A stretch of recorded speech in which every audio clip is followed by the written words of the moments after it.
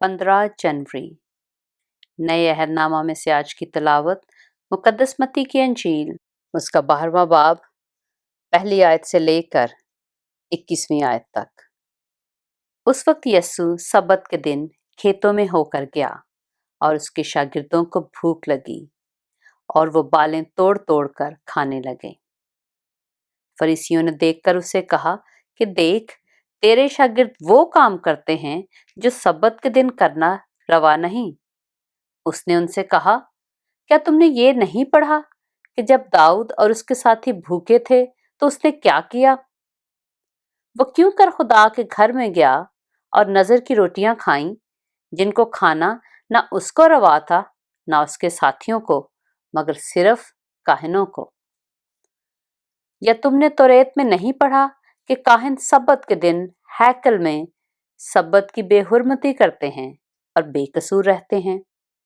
میں تم سے کہتا ہوں کہ یہاں وہ ہے جو ہیکل سے بھی بڑا ہے۔ لیکن اگر تم اس کے معنی جانتے کہ میں قربانی نہیں بلکہ رحم پسند کرتا ہوں، تو بے قصوروں کو قصوروار نہ ٹھہراتے، کیونکہ ابن آدم سبت کا مالک ہے۔ اور وہ وہاں سے چل کر ان کے عبادت خانہ میں گیا، اور دیکھو وہاں ایک آدمی تھا جس کا ہاتھ سوکھا ہوا تھا۔ انہوں نے اس پر الزام لگانے کے ارادہ سے یہ پوچھا کہ کیا سبت کے دن شفا دینا روا ہے؟ اس نے ان سے کہا، تم میں ایسا کون ہے جس کی ایک ہی بھیڑ ہو اور وہ سبت کے دن گڑھے میں گر جائے تو وہ اسے پکڑ کر نہ نکالے؟ بس آدمی کی قدر تو بھیڑ سے بہت ہی زیادہ ہے، اس لیے سبت کے دن نیکی کرنا روا ہے۔ تب اس نے اس آدمی سے کہا کہ اپنا ہاتھ بڑھا۔ اس نے بڑھایا اور وہ دوسرے ہاتھ کی مانند درست ہو گیا۔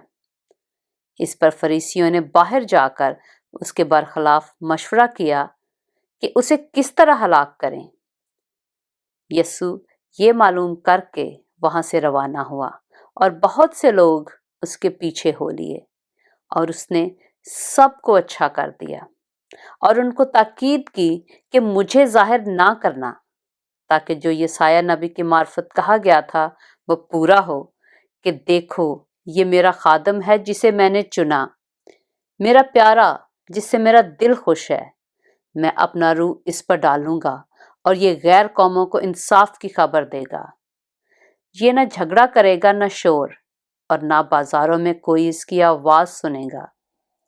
یہ کچلے ہوئے سرکنڈے کو نہ توڑے گا اور دھواں اٹھتے ہوئے سن کو نہ بجھائے گا، جب تک کہ انصاف کی فتح نہ کرائے، اور اس کے نام سے غیر قومیں امید رکھیں گی۔ پاک کلام کے پڑھے اور سنے جانے پر خداوند کی برکت ہو۔